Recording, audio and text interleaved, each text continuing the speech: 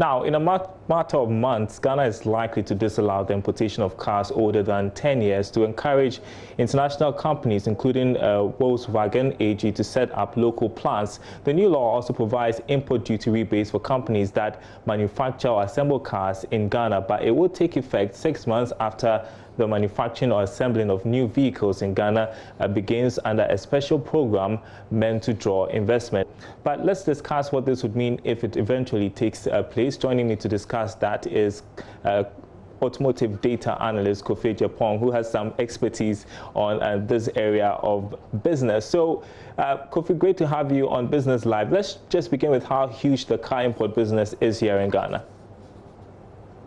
Okay, thank you so much. I think the used car industry is a bit huge because if you look at our country and basically the rest of Africa, apart from somewhere South Africa, our transportation industry is always on the import side. So it is quite huge. I have some information that I would like to share, which is a bit out of date, but at least it will give us some kind of perspective.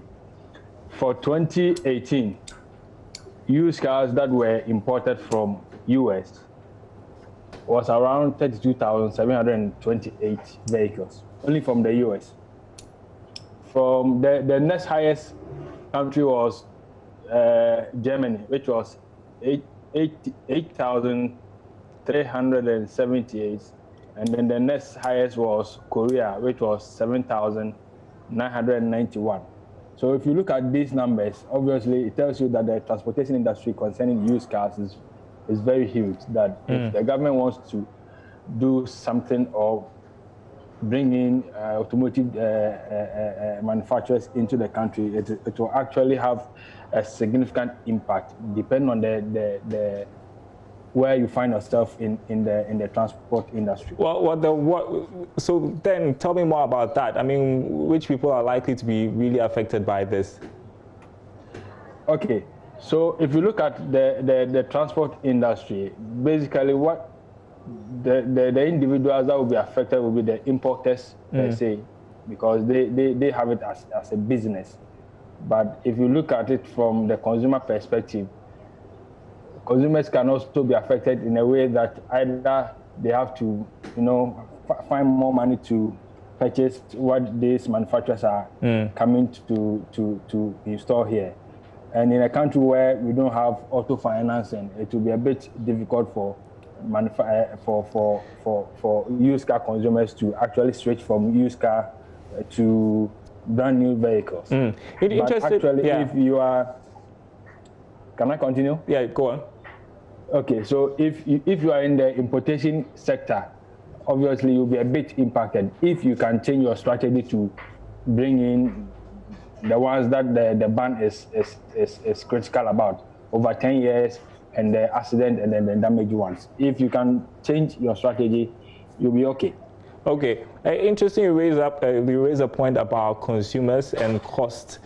We have been speaking with a section of the public on affordability, really, when it comes to purchasing a car, whether you'd go for a home use car or a brand new one.